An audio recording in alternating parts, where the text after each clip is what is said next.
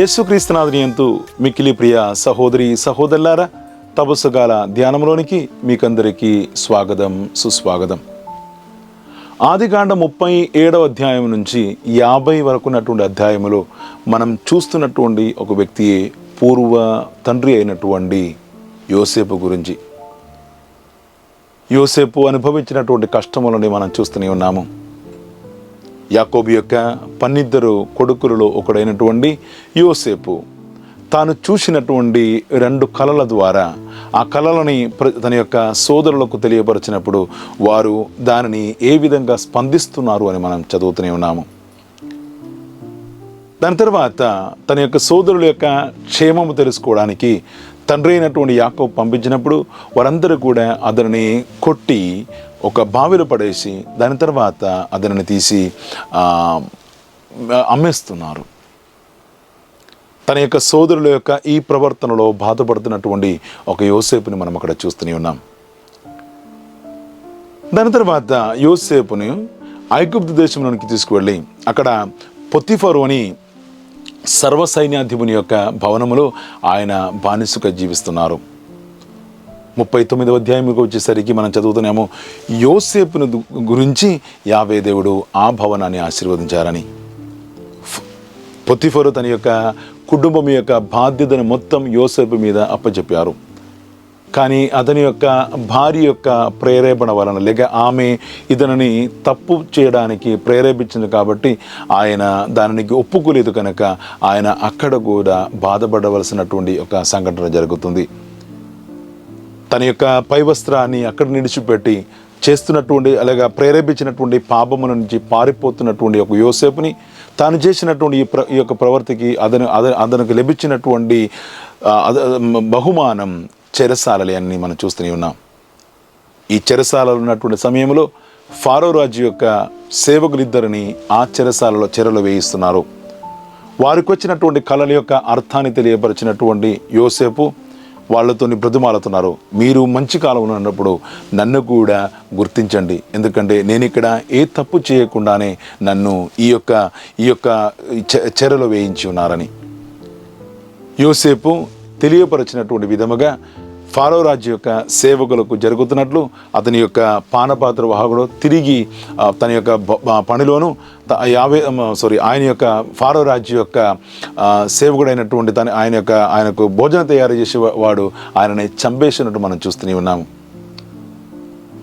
మళ్ళీ ఇబ్బందులు పడుతున్నటువంటి లేక దుఃఖంలో ఉన్నటువంటి యోసేపుని మనం చూస్తున్నాము. కానీ ఈ సందర్భాలలో కూడా యోసేపు ఒక్కసారి కూడా దేవునిని దూషించి మాట్లాడినట్టు మనం చూడడం లేదు.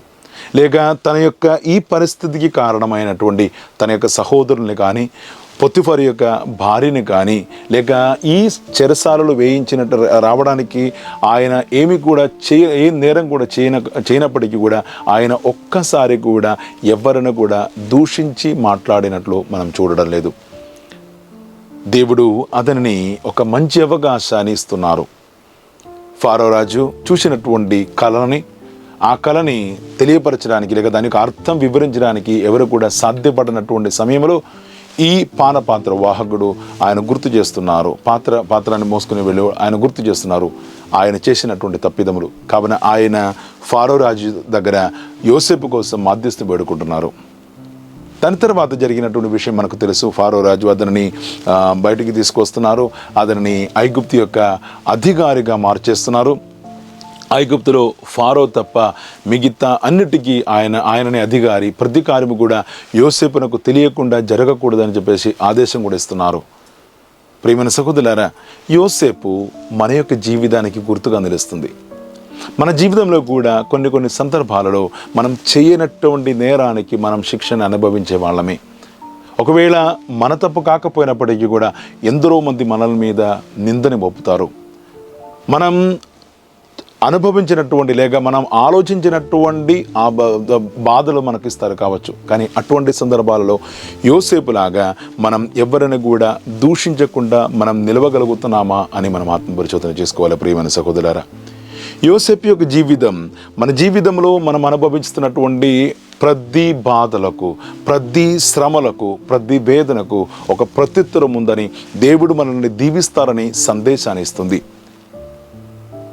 దీని తర్వాత 45వ అధ్యాయంలోకి వచ్చినప్పుడు యోసేపు తన యొక్క సహోదరులు తనని చూడడానికి లేక ఈ ఐగుప్తు దేశంలోనికి ధాన్యము కొనుగోలు చేసుకోవడానికి వచ్చినప్పుడు ప్రపంచమంతటా కూడా కరువును వ్యాపించినటువంటి సమయంలో ఐగుప్తులో ధాన్యం ఉందని తెలుసుకున్నటువంటి యాకోబు తన యొక్క పిల్లలని పంపించి వారి ద్వారా వారిని ధాన్యం కొనడానికి పంపించిన తర్వాత యోసేపు రెండవసారి వారిని పరీక్షించిన తర్వాత తనను తాను తెలియపరుస్తున్నారు. ఆ సమయంలో కూడా యోసేపు చెబుతున్నటువంటి ఒక మాట ఉంది, మీరు నన్ను ఆ రోజు అవమానించినందుకు, నన్ను గాయపరిచినందుకు, నన్ను కొట్టినందుకు, నన్ను అమ్మినందుకు మీరు బాధపడని అవసరం లేదు. మన యొక్క ప్రాణాన్ని కాపాడుకోవడానికి దేవుడు మీకంటే ముందు నన్ను ఇక్కడికి పంపించారని. ప్రియమైన సహోదరులారా, తన జీవితంలో జరిగినటువంటి ప్రతి బాధలని, తను అనుభవించినటువంటి ప్రతి కష్టములని ఒక మంచి మనసుతో స్వీకరించినటువంటి యోసేపుని మనం చూస్తూనే ఉన్నాము. యేసుప్రభుని సిలువలు వేసినప్పుడు కూడా యేసుప్రభు కూడా ఒకటే మాట చెప్పారు, తండ్రి వీరు చేసినదేదో వీళ్ళకి తెలియదు, వీరిని క్షమించండి అని.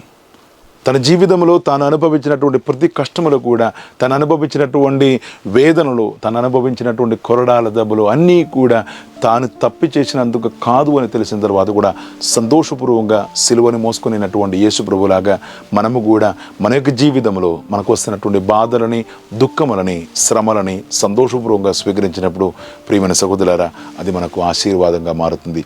ఈ తపస్సు కాలం ఆశీర్వాదంగా మలుచుకోవడానికి ఉన్నటువంటి మార్గమే పరిశుద్ధ శిలువ మార్గం. మనం మన యొక్క జీవితాన్ని యేసుప్రభు యొక్క శిలువతో పాటు మోసుకొని మనం దీవెనగా మారడానికి ప్రయత్నం చేసుకుందాం. దేవుడు మనందరినీ ధారాళముగా దీవించునుగాక, ఇప్పుడును ఎప్పుడును ఎల్లప్పుడును ఆమేన్.